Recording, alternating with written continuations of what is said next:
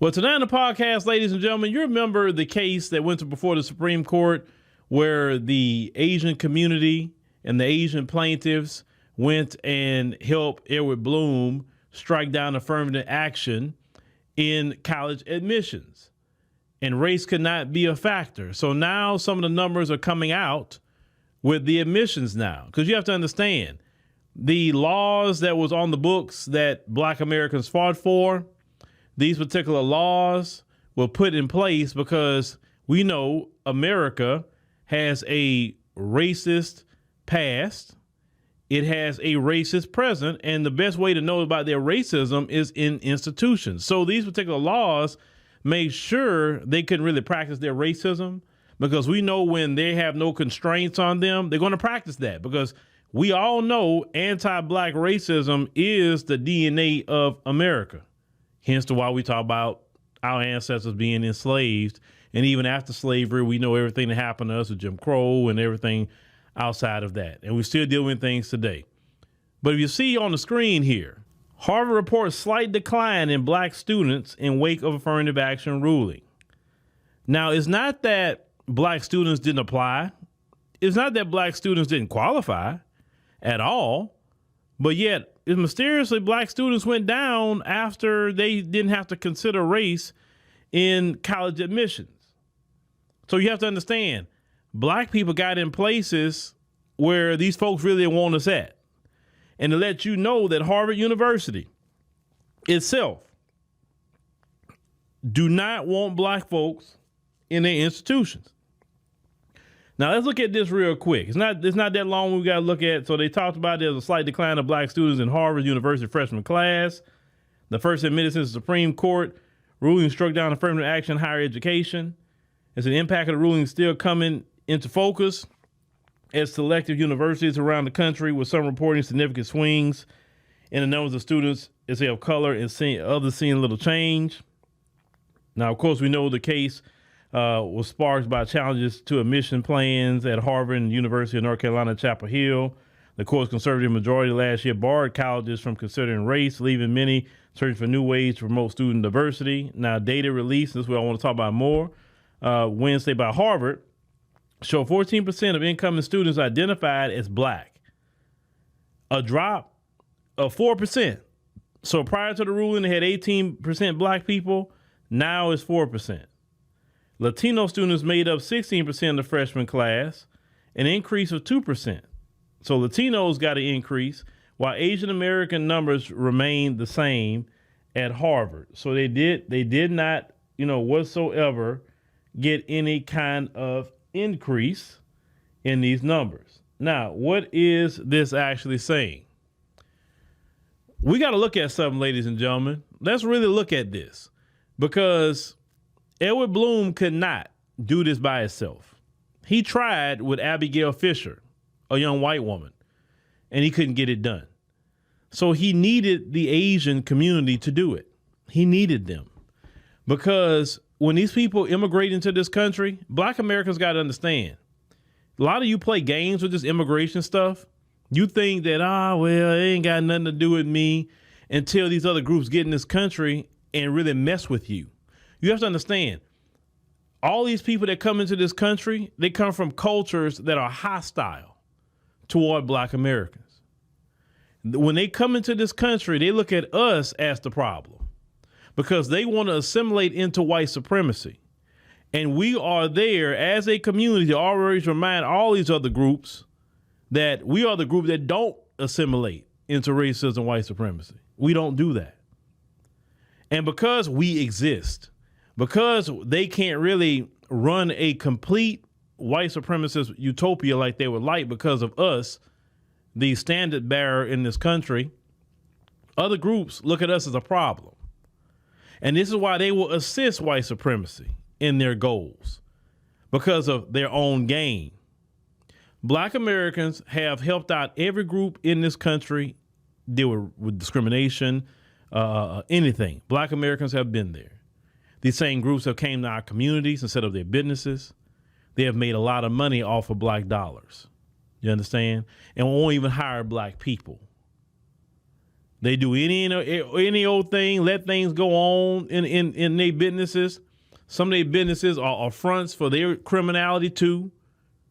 It's not just what happens in the black communities. But these people that come into this country, like Dr. John Henry Clark said to us a long time ago, we have no friends. And this ruling with the Supreme Court, how did the case get up there?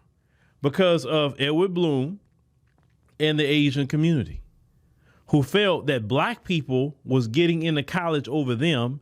So let's go ahead and unravel what our ancestors fought for, just so we can get ahead of black people. You understand? Y'all have to look at that. You have to look at it.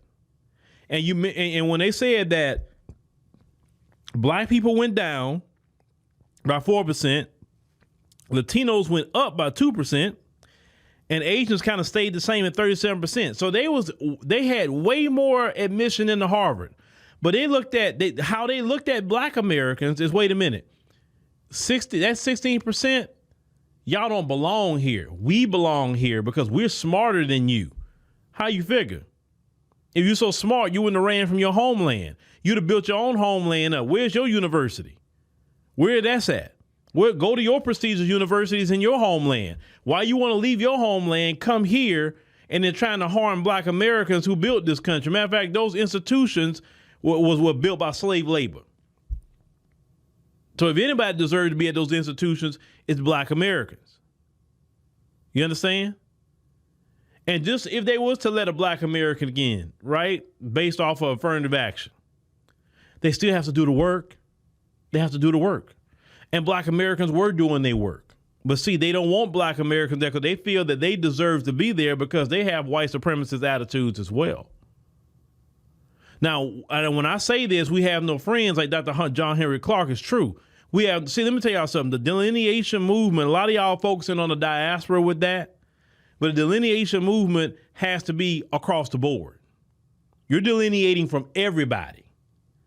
Not a diaspora thing, because let's be 100 about this. It wasn't the Caribbeans that went to court with Edward Bloom to do this, because it would have hurt them. It wasn't the African immigrants that went to court with Edward Bloom, because that would have hurt them too. It was those others. Now, I know when we talk about issues with at least in America, not in the Caribbean or African continent themselves, but we talk about these issues in America. To me, it's just get some things straight. Okay, I think we have kind of got a lot of these things straight now. People kind of understand now in a way. Black Americans have delineated. Okay, everybody kind of, understand that. That's cool. But I've always been one to say, yes, we could talk about those issues, but let's not sit up here and go so hard at people in the diaspora when these other groups is sitting up here actually harming us. Because people talk about the Haitians. Well, the Haitians didn't go to court. It was the Asian community that went to court. You understand what I'm saying? They immigrated to this country too. If it wasn't been for black Americans, a lot of them couldn't come in here. And they disrespected black Americans. They wouldn't even had the opportunity to go to that college. It wouldn't be for black Americans. These people come in this country, disrespect black Americans, and we don't supposed to say nothing about it? Now, they did all that, and they didn't even rise in number in Harvard. They didn't even rise. They kept them right where they at. And in some schools where they've been reporting, it's actually been a decrease of Asian enrollment in some schools. So you did all that for nothing. Kind of like reminded me of on Infinity War with Thanos, when Iron Man was giving him all he had, and he just did this. He said all that for a drop of blood, right? And that's what basically the same concept. All that, and you still got some increases barely, but a lot of decreases. And in Harvard, the main thing you were fighting about Harvard, you didn't even increase. The Latinos got an increase, and you didn't. And they didn't even go bring that case. It wasn't even the Latinos. Y'all have to understand, we got to focus on ourselves. These other groups, and they're going to run into problems. Trust me, they're going to run into problems. We have to tell every group, it don't matter where they come from, every group, you got to deal with your problems on your own. We'll deal with our problems on our own, because every single time we stuck our neck out for all of you, in the end, you gave us nothing but your middle finger and your butt to kiss every time. And the Black Americans should be looking at that situation that happened with this affirmative action case, even though affirmative action really don't benefit us like that. But still, that was our issue to discuss, and whatever fight we had, we fight with that, right? But now it's gone. More legacy admission, which mostly white students are being let in these universities, right? Than the ones who actually went out there. And so in some ways, the Asian students actually hurt themselves. And some of them have slowly admitted that they hurt themselves. But my issue and problem is that it goes right back to the immigration thing, is that we cannot be pro-open borders or no immigration right now. Immigration does not benefit Black Americans at all. We see when you have 20 people coming in here, see, the biggest issue that you have is these people aren't coming here to be your friend. They're coming to compete with you. And Dr. Claude Anderson told you that too, long time ago. They're coming to compete with you and me. They're not coming to be our friends. They need homes. They need food. They need everything, right? And that's and how we should look at it. And wait a minute, all these people being imported here, that's taking homes away from Black people. That's taking food away from Black people's mouth. Because that's how they look at us. They look at us as a competing group, and I got to make sure I get over that group. Black people got to get away from that old bleeding heart thing. And well, you know, they just this and that. And that's not how people think about you and me. They are cool with us being homeless. They are cool with us being jobless. They're cool with us with not being educated. They're fine with that. They'll side with white supremacy all day against us. We better care about us. Black lives better matter to Black people. Straight up. I'm not mad at other groups prioritizing themselves. I'm not mad at them. I'm not mad at them saying I'm only looking out for my people, my group. I'm only going to do things for what's going to benefit my children. I'm not mad at them, because that's the law of self-preservation. The biggest problem with Black America is you don't make sure the law of self-preservation is dominant in our thinking as a culture of people. Because some of you still got this, slave mentality. And the slave mentality don't think about self-preservation. It really don't, because you're dependent on massa for your preservation instead of yourself. That's why some of you go hardcore and vote for the Democrat Party, because that massa in your mind is going to preserve you. He's going to protect me from the mean old Republicans. He's going to give me some social programs.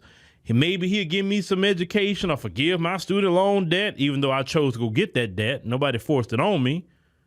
I mean, if that's the case, why don't the Democrats pay all my debts? I'll give it to them today, and they can pay it. I'll be glad to give it to them, right? They ain't coming to pay my debts.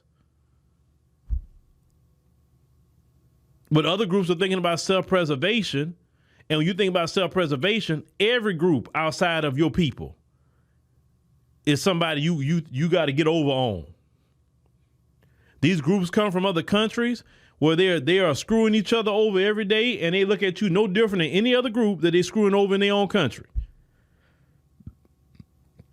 Some of them come from scammy cultures, scam mentality. Some of them come from cultures where they've committed whole genocide against their own people. But just because they're a different culture, they'll do it. So if they're treating their own that way, why in the hell come on. This is light work with this affirmative action thing. Black Americans better grow up and wake up and understand you better compete, and you're competing with everybody. You're not competing everybody, these people got some little melanin like us, and maybe the folks treat them a little discriminatory here and that. Man, look, them other groups, especially the one that did the affirmative action case, they are treated a lot better in the racial caste system of America than me and you are. They'll give them a home loan. They'll give them a business loan a lot quicker than they'll give me and you. Because let me tell you something else about these other groups, what they got over us. These other groups got nation states. These other groups actually got embassies they can go to and say, hey, the United States is treating me this and that and the third. And they have an ambassador that can speak to the government and say, hey, why are you treating my people like that? You understand? See, they have to hold back on people with nation states to a point. Even all of the people in the diaspora, they have a nation state. We don't. That's going to look out for us. Yes, we're American citizens. Yes, we built the country, all that. But let's call it what it is. This country does not prioritize protecting black Americans. Why do you think we're talking about an anti-black hate crime bill? Why? Because this country does not prioritize protecting black Americans. Get that? So we got to make sure to look out for ourselves in self-preservation. We don't fight no battles that has nothing to do with our people. We don't stick our neck out for nobody. It has nothing to do with the betterment of the group.